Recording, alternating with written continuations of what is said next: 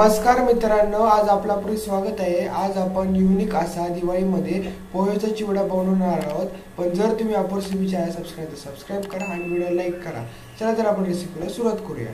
आज आपण बघणार आहे पोह्याचा चिवडा। आपले जे कांदे पोहे असतात त्याचा चिवडा कसा बनवायचा ते। तर हे मी पोहे घेतलेले आहेत। हे 1 किलो पोहे आहेत। हे बघा, आता ही कढई घेतलेली आहे मी। ह्या कढईमध्ये आपल्याला हे पोहे आहेत ना थोडे थोडे नॉर्मल असे गरम करून घ्यायचे। हे बघा, आता हे मी पोहे थोडे थोडे आणि गॅस एकदम बारीक करायचा आहे। बारीक गॅसवर थोडे थोडे असे नुसते असे गरम करून घ्यायचे। असे गुलाबी वगैरे करायचे नाहीत, जेणेकरून काय होतं पोहे सादळलेले असले तर ते मग कडक होतात आणि मग चिवडा सुद्धा केल्यानंतर तो सादळत नाही। हे बघा, आता ही मी फुटाण्याची डाळ घेतलेली आहे 1 वाटी, शेंगदाणे घेतलेले आहेत 1 वाटी, खोबऱ्याचे काप करून घेतलेले आहेत मी 1 वाटी। हे बघा, आता हे पोहे मी भाजून घेते हळूहळू आणि एकदम हलक्या हाताने हे भाजायचे, असे तुटले नाही पाहिजेत। हळूहळू हळूहळू फिरवायचे। आणि जर तुमची कढई बारीक असेल तर मग तुम्ही थोडे थोडे करून भाजलेत तरी चालेल। आता माझी थोडी मोठी कढई आहे म्हणून मी सगळे 1 किलो पोहे एकत्रच टाकलेले आहेत। हे बघा, आता हे पोहे मी भाजून घेतलेले आहेत। बघा, मी जवळनं पण दाखवते तुम्हाला। बघा कसे कडक झालेले आहेत। आता मी हे तोडत नाही, नाहीतर मग ते पूर्ण त्याचा भुगा होतो। हे बघा, एकदम मऊ आणि हलके एकदम अजून झालेले आहेत। आता हे पोहे भाजून घेतले, तेल वगैरे टाकायचं नाही, असंच गॅसवर कढईमध्ये एकदम बारीक गॅसवर हे भाजून घ्यायचे। आपले गुलाबी पण नाही, नॉर्मल असे हे करायचे, थोडेसे गरम करायचे। हे बघा, आता कढईमध्ये मी 2 मोठे चमचे तेल टाकलेले आहे। आता आपल्याला ह्याच्यामध्ये शेंगदाणे खोबरं हे ना एक एक करून आहे ना पूर्ण छानपैकी तळून घ्यायचं या तेलामध्ये। हे बघा, आता मी शेंगदाणे टाकलेत त्याच्यामध्ये। आता ते शेंगदाणे छान तळून घेणार आहे।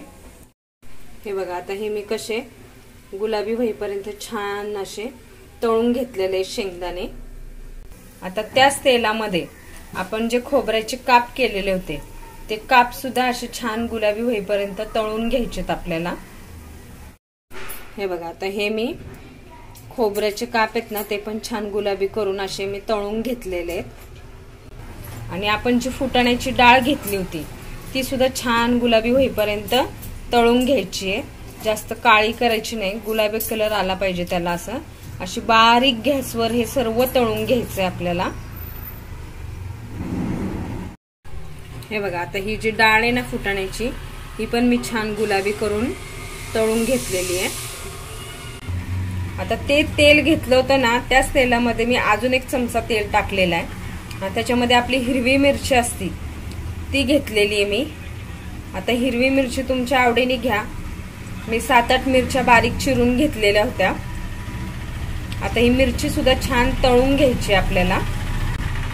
कढीपत्ता घेतलेला आहे मी अर्धी वाटी, तो कढीपत्ता सुद्धा आपल्याला छान ह्याच्यामध्ये त्याची पण फोडणी द्यायची आहे आणि तो सुद्धा तळून काढायचा आहे छान। हे बघा, आता ही फोडणी जी आहे ती पोह्यावर सगळ्या बाजूने अशी पसरून टाकायची आणि लगेच ह्याच्यामध्ये मिक्स करून घ्यायचं ते सगळं। हे बघा, आता हे लगेच फोडणी दिल्या लगेच त्याला जर मिक्स केलं तर असं छान पोह्याला पण पिवळा कलर लागून जातो। आणि मग आता आपण जे तळून घेतलेलं होतं शेंगदाणे डाळ, फुटाण्याची डाळ, परत खोबरं, आता हे सुद्धा आपल्याला ह्याच्यामध्ये छान मिक्स करून घ्यायचंय। हे बघा, आता हे आपण पूर्ण मिक्स केलेलं आहे ह्याच्यामध्ये। हे बघा, आता हे मी अर्धा चमचापेक्षाही कमी मीठ घेतलेलं आहे, 2 चमचे पिठी साखर घेतलेली आहे आणि अर्धा चमचा जिरं पावडर घेतलेली आहे। आपल्याला ही सुद्धा ह्याच्यात मिक्स करायची आहे, खूप छान टेस्ट येते ह्याने पण। हे बघा, आता हे मी टाकून घेतलेलं आहे। आता हे पण हळू एकदम अलगद हाताने ते मिक्स करून घ्यायचं।